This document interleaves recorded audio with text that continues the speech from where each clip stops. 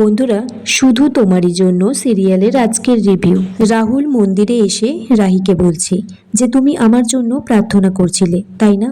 তোমাকে এই চাওয়া না চাওয়ার বন্ধনে আর আটকে রাখবো না আমি। রাহুল তারপর হাত থেকে স্টিকটা ফেলে দিয়ে বলে যে সে স্টিক ছাড়াই হাঁটতে পারছে। সে হেঁটে হেঁটে রাহির কাছে আসে। সন্তু তখন রাহুলকে বলে যে রাহুলদা, একটু বাইরে এসো, তোমার সাথে কথা আছে। রাহি তখন মনে মনে বলছে যে রাহুলের এই রকম অবস্থা দেখে আমার খুবই আনন্দ হচ্ছে। সে স্টিক ছাড়া হাঁটতে পারছে, কিন্তু কিসের একটা আশঙ্কা যেন আমায় চেপে ধরছে।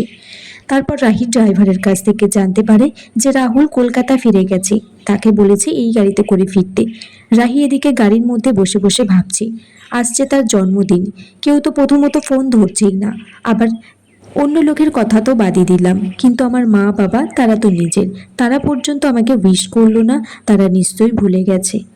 রাহি বলছে, ঠিক আছে, আমার কথা কারোর মনে রাখতে হবে না, যাক ভুলে সবাই। রাহি এদিকে পৌঁছে গেছে।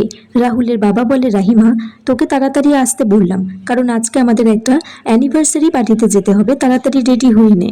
রাহুলকেও ফোন করেছি, ও কোনো একটা কাজে ব্যস্ত আছে, এক্ষুনি চলে আসবে। অনি এদিকে রাহিকে সাজিয়ে দিচ্ছে, একটা সুন্দর কাপড় দিয়ে বলে, এটা বাবা তোমাকে পরতে বলেছে। রাহুল তারপর এদিকে হ্যারিকে বলে যে অনিকে ফোন করে জানতে যে কত দূর সাজগোজ হয়েছে। রাহিকে রেডি করে একটা অন্ধকার ঘরে অনি দিয়ে গেছে। সেখানে হঠাৎ করেই আলো জ্বলে উঠেছে। আর রাহুল এদিকে হাতে গিটার নিয়ে আর একটা গোলাপ ফুল নিয়ে হাঁটু গেড়ে রাহিকে বলে যে happy birthday Rahi, many many happy returns of the day. তখনই হঠাৎ করে লাইট জ্বলে ওঠে আর দেখা যায় রাহির পরিবারের সবাই সেখানে এসেছে। রাহির মা রাহিকে বলে যে আমরা তোকে প্রথমে উইশ করিনি, কারণ আমরা চেয়েছি রাহুল যাতে তোকে প্রথমেই শুভেচ্ছা বার্তাটা দিতে পারে। তারপর একে একে রাহুলের পরিবারেরও সবাই আসে। রাহুলের মা রাহুলের বাবা রাহিকে উপহার দেয়। তারপর রাহির কলেজের স্যার